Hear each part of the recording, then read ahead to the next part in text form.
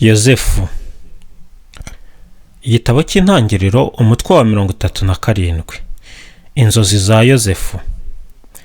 Yakobo rero yatuye mu gihugu se yarasuhukiyemo, ari cyo gihugu cya Kanahani.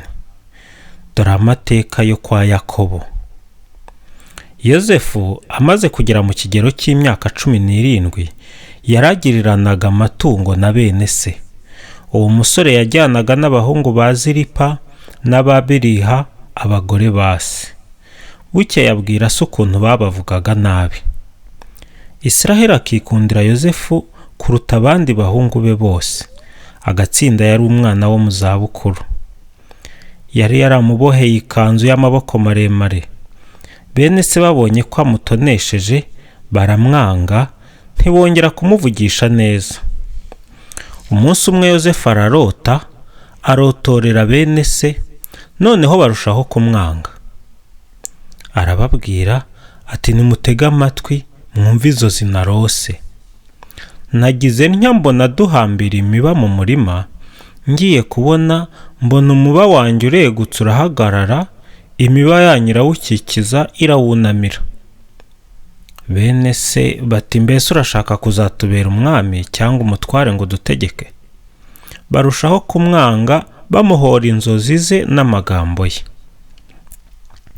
Yozefu arongera arotorera bene se ati, nongeye kurota, ndota izuba n'ukwezi n'inyenyeri 11 zinyunamira. Ibya birotorera na se na bene se. Saramutonganya ati, izo nzozi warose ni inzozi ki? Ubwo se no kuvuga ko nge na nyoko na bene so tuzakunamira? Bene se bamugirira ishyari, naho se abibika mu mutima. Yozefu agurishwa na bene se. Umunsi umwe bene se bari bahuye amatungo ya se kuri Sikemu. Yakobo abwira Yozefu ati, abo muva inda imwe ntibaragiye i Sikemu? Ngwino nkohereza aho bari. Yozefu ati, ndaje. Yakobo ati, genda rero urebe ko abo muva inda imwe bamerewe, urebe uko amatungo ameze, maze uzaze umbwira amakuru yabo. Amwohereza aho bari mu kibaya cya Heburoni, nuko Yozefu aragenda agera i Sikemu. Umugabo aza kumubona abungera mu gasozi.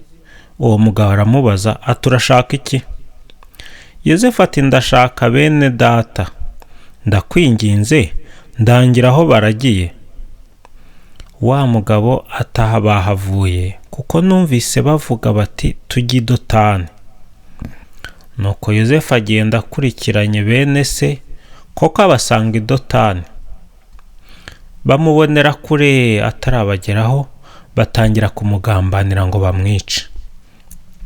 Baravugana bati, dore wa murose araje, nimuze tumwice ubu noneho, tumujugunye muri rimwe muri ariya mariba, tuzavuge ko inyamaswa y'inkazi yamumize, maze tuzarebe aho za nzozi ze zizamugeza.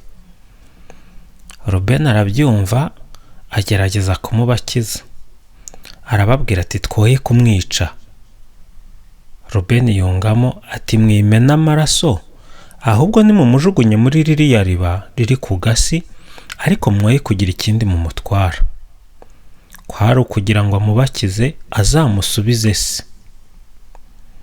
Nuko Yozefu akibageraho, baramufata, bamwambura ikanzu ye, ya kanzu y'amaboko maremare, bamujugunya mu iriba ryakamye ritakirimo amazi, baricara bararya.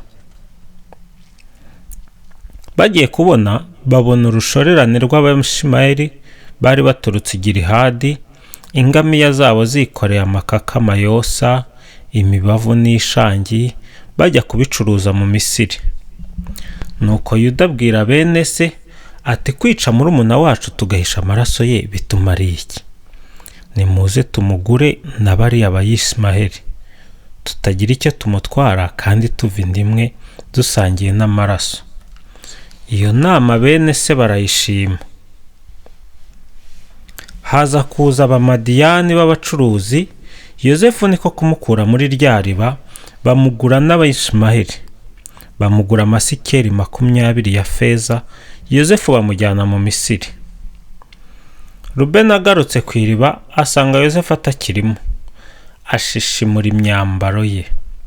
Agaruka asanga bene se, ati umwana ntagihari, ndakwirwa he? Benda ya kanzu ya Yozefu, babaga isekurume y'ihene, binika ya kanzu mu maraso yayo. Hanyuma ikanzu bayoherereza se, bamubwira bati dore ibintu twatoraguye, reba niba yaba ikanzu y'umuhungu wawe cyangwa se niba atariyo. Yakobo arayimenya, ariyamirira ati ni ikanzu y'umwana wanjye, inyamaswa y'inkazi yaramuriye, Yozefu yaratanyaguwe. Nuko Yakobo ashishimura imyambaro ye, yambara igunira, yiraburira umwana w'igihe kirekire. Abahungu be n'abakobwa be baza kumuhoza, yanga guhozwa, avuga ati nziraburira umwana wanjye kugeza ko tuzahurira ikuzimu. Nuko aramuririra. Abamadiyani bageze mu Misiri, Yozefu bamugurura na Potifari, umukone wa Farawo, akaba n'umutegeka w'abarinzi be.